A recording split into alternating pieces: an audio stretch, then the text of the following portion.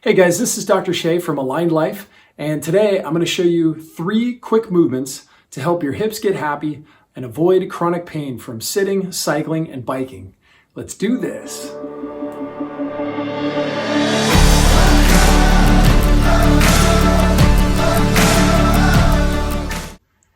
All right guys, let's talk a little bit about what your hip flexors do in your body first. So the anatomy looks like this.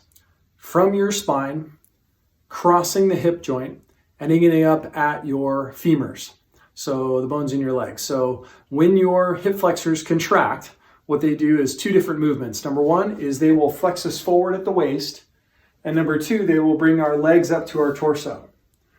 Now, the position that we most commonly see cause problems with the hip flexors is the seated posture. So you can imagine if we sit with our legs, bent like this in the seated position all day long, what this will lead to is those muscles called the hip flexors becoming really tight and overactive.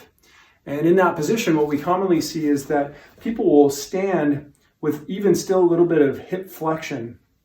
They never really get to this terminal hip extension movement, which is a problem because when it comes to athletic performance and when it comes to your pain levels for low back pain, being able to get into that fully upright and locked out position is crucial.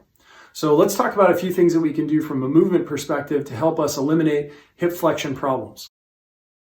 Okay guys, so the first position that we're going to do is what's called a cobra. Cobra is all about putting your hips into extension, which stretch out that hip flexor muscle. So what we're going to do is we're going to lay on our tummies first, and we're going to go ahead and, first phase of this would be to press up onto your forearms. Relax your low back and glutes, turn that tissue off, and then allow your torso to be upright. This puts a stretch on the hip flexor. If that's not enough for you, then what I would recommend is go ahead and do the same thing, but put your hands underneath of it and look upward. Again, what this will do is it will put a stretch right through those hip flexor muscles and allow them to open up, oftentimes giving people a lot of low back pain relief, which is great. So that's a good place to start. That's exercise number 1. Okay guys, second exercise we're going to work on is what's called a Samson stretch. This again is going to put your hip flexors into a really good stretch position. So what we're going to do is we're going to have you on one knee. So let's put up our right knee in this case.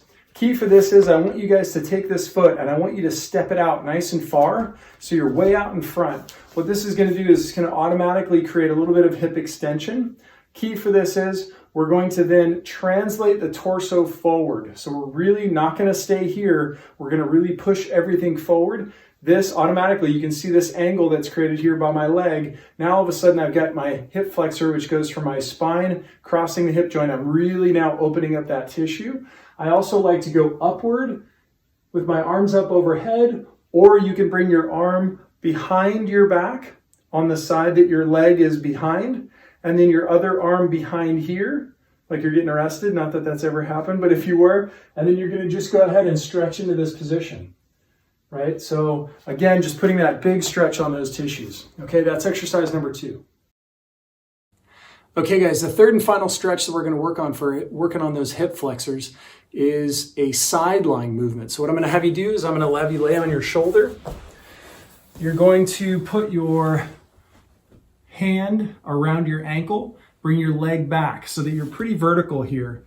And the key for this is, this kind of just looks like a regular quad stretch, but the second aspect is the key component. So what we're going to do is we're going to take our front foot and then we're going to press backward.